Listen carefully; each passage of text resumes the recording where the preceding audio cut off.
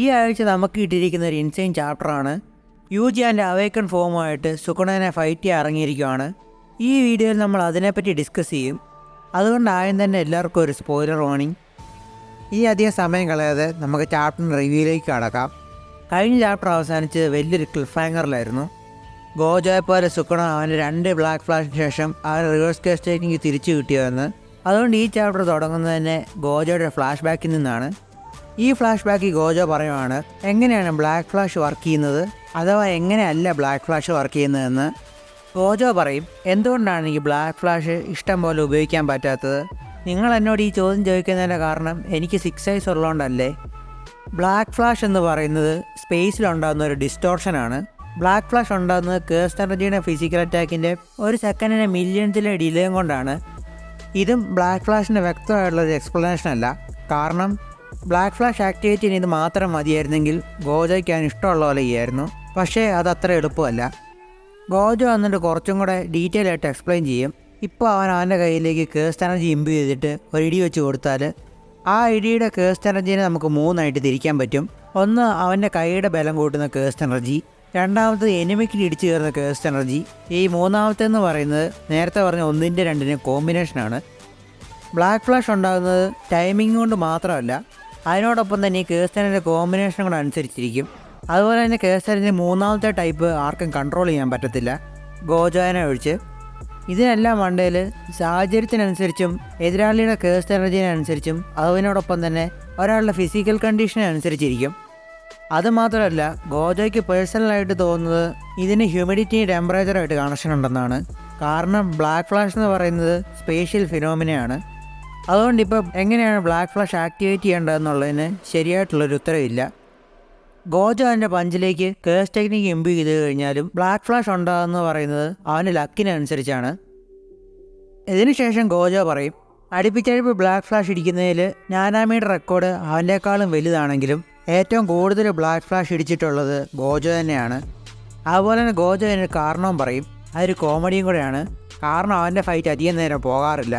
ഗോജോയ്ക്ക് black flash അടിക്കേണ്ട സാഹചര്യം വരുന്നതിന് മുമ്പ് തന്നെ ഫൈറ്റ് തീർന്നു പോകും. അത് കാരണം മാത്രമാണ് ഗോജോ സുക്കണയ്ക്കെതിരെ 4 ബ്ലാക്ക് ഫ്ലാഷ് അടിച്ചത്.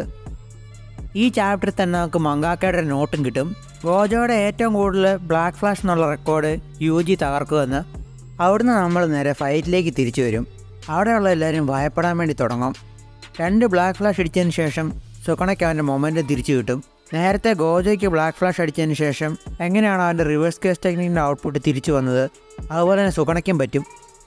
അതുകൊണ്ട് അവൻ്റെ റിവേഴ്സ് കേസ്റ്റിംഗ് തിരിച്ചു വരുന്നതിന് മുമ്പ് അവനെ തീർക്കണം. ഇവിടെ ഒരു കോമഡി എന്ന് പറഞ്ഞാൽ യൂജി, ചോസോ, മാക്കി ഇവർക്ക് മിഗേൽ ആരെന്ന് അറിയത്തില്ല. ഇവിടെ എന്തുകൊണ്ടാണ് മിഗേലിനെ പറ്റി ഇവരോട് പറയാത്തതെന്ന് നമുക്കറിയത്തില്ല. ആര് ചിന്തിക്കും, ഇപ്പോൾ നമ്മൾ ഫൈറ്റ് ചെയ്യുന്ന സുക്കണയ്ക്കെതിരെയാണ്, അവർക്ക് കിട്ടാൻ പറ്റുന്ന എല്ലാ ഹെൽപ്പും ഇപ്പോൾ വേണം. സുക്കണനെ തോൽപ്പിക്കാൻ ചാൻസ് കിട്ടണമെങ്കിൽ ഇപ്പോൾ അവർക്ക് സുക്കണയുടെ റിവേഴ്സ് കേസ് ടെക്നിക്ക് തിരിച്ചു കിട്ടിയോന്നൊന്നും ചിന്തിക്കാൻ സമയമില്ല. അവർ വീണ്ടും ഫൈറ്റ് ചെയ്യാൻ വേണ്ടി തുടങ്ങും. യൂജി അടുത്തുള്ളൊരു പോസ്റ്റ് കുറച്ചെടുത്തിട്ട് സുക്കണനെ ഒരു ഭിത്തിയിലേക്ക് പിൻ ചെയ്ത് നിർത്തും. അപ്പം തന്നെ ചോസോ അതിൻ്റെ പിയേഴ്സിംഗ് ബ്ലഡും കൊണ്ട് സുക്കണനെ അറ്റാക്ക് ചെയ്യും. ആ പിയേഴ്സിംഗ് ബ്ലഡ് വന്ന് കൊള്ളുന്നതിന് മുമ്പ് തന്നെ സുക്കണ അവിടുന്ന് മാറിക്കൊടുക്കും. അപ്പോഴത്തേക്കും തന്നെ മാക്കി ഇറങ്ങും. മാക്കി അവളുടെ സോൾ സ്പ്ലിറ്റ് കട്ടാനയും കൊണ്ട് സുക്കണയുടെ നെഞ്ചത്ത് കുത്താൻ നോക്കും. സുക്കണ അവൻ്റെ കൈയും കൊണ്ട് അവളുടെ വാൾ പിടിച്ചു നിർത്തും. എന്നിട്ട് മാക്കി സുക്കണ ഏറ് ചവിട്ടിക്കൊണ്ട് ഫൈറ്റ് ചെയ്യാൻ തുടങ്ങും. ഇത് കാണുമ്പോൾ ചോസോ അവർ അതിശയപ്പെട്ടു പോകും. പക്ഷേ ഇത് അധികം നേരം തുടർന്നില്ല. സുക്കണ അവൻ്റെ മൂന്നാമത്തെ ബ്ലാക്ക് ഫ്ലാഷ് മാക്കിയിടിക്കും. മാക്കി ഇതുകൊണ്ട് തെറിച്ച് പോയിക്കൊണ്ടിരിക്കുമ്പോഴാണ് അവൻ കുറച്ച് സ്ലാഷസ് അവൾക്കെതിരെ ഇടുന്നത്. ഈ സ്ലാഷസ് കൊള്ളുമ്പോൾ അവൾ ചിന്തിക്കും അവൻ്റെ സാധാ സ്ലാഷസിൻ്റെ ഒരു ഔട്ട്പുട്ട് കൂടിക്കൊണ്ടിരിക്കുകയാണ്. സുക്കണയ്ക്ക് അവൻ്റെ ഫുൾ കേസ്റ്ററിനെയും തിരിച്ചു കിട്ടിക്കഴിഞ്ഞാൽ സുക്കണയുടെ നോർമൽ സ്ലാഷസ് പോലും ഇവർക്ക് ടാങ്ക് ചെയ്യാൻ പറ്റത്തില്ല. ഇങ്ങനെ നിൽക്കുമ്പോഴാണ് ചോസോ അവൻ്റെ സൂപ്പർനോവ ഉപയോഗിക്കുന്നത്. അപ്പം തന്നെ സുക്കണ അവൻ്റെ സ്ലാഷസ് ചോസോയ്ക്കെതിരെ വിടും. പക്ഷേ സ്ലാഷസിനേക്കാളും സ്പീഡിൽ സുക്കണ ചോസോയുടെ പുറകെ വരും. സുക്കണ ചോസോനെ എടുത്ത് വിത്തിക്കിട്ട് എറിഞ്ഞിട്ട് അവൻ്റെ സുക്കണ 4ാമത്തെ ബ്ലാക്ക് ഫ്ലാഷ് അടിക്കും. ചോസോ ഈ ബ്ലാക്ക് ഫ്ലാഷിന് ഡാമേജ് കുറയ്ക്കാൻ വേണ്ടി അവൻ അവിടെ ബ്ലഡ് ഉപയോഗിച്ച് ആർമർ ഉണ്ടാക്കിയിട്ടുണ്ടായിരുന്നു. ഈ ബ്ലഡും കൊണ്ട് ചോസോ സുക്കണയുടെ കൈയെ ലോക്ക് ചെയ്ത് പിടിക്കും.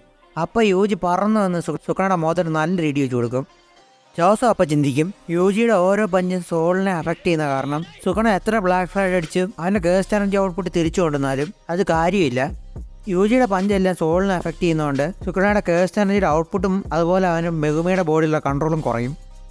ഇതിനുശേഷം നമ്മൾ മിഗേലിൻ്റെ ലെറുവിൻ്റെ അടുത്തേക്ക് നമ്മൾ പോവാണ്. മിഗേൽ പറയും നമ്മളിപ്പോൾ ആവശ്യത്തിനുള്ള ചെയ്തിട്ടുണ്ട്, നമുക്ക് ഇവിടുന്ന് പോകാമെന്ന്. സുക്കണ ഇപ്പോൾ അവൻ്റെ 4 ബ്ലാക്ക് ഫ്ലാഷ് അടിച്ചു. മിഗേൽ ഈ ഫൈറ്റിൽ നിന്ന് ഇറങ്ങി പോകാൻ വേണ്ടി റെഡിയാവുകയാണ്. മിഗേലിന് ആദ്യം തന്നെ ഈ ഫൈറ്റിൽ ഇറങ്ങാൻ താല്പര്യമില്ലായിരുന്നു. എന്നിട്ട് ലെറുവിൻ്റെ നിർബന്ധം കൊണ്ട് മാത്രമാണ് അവൻ വന്നത്. എന്നാലും അവന് ഫൈറ്റിന് ഇറങ്ങാൻ ഒരു കണ്ടീഷൻ ഉണ്ടായിരുന്നു. സുഗണയുടെ ഡൊമൈൻ പോകണം, അതുപോലെ തന്നെ അവൻ്റെ കേസ്റ്റ് എനർജിയും ഭയങ്കര കുറയണം.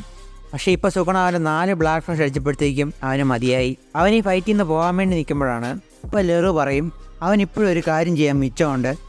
അടുത്ത പാലിൽ നമ്മൾ നേരെ ഫൈറ്റിലേക്ക് തിരിച്ചു വരും. യൂജിയുടെ സുഗണയുടെ ഫൈറ്റ് തുടർന്നുകൊണ്ടിരിക്കുകയാണ്. യൂജി സുഗണ ഇടിച്ചുകൊണ്ടിരിക്കുമ്പോൾ സുഗണ യൂജിനെ പിടിച്ച് നിരത്തടിക്കും.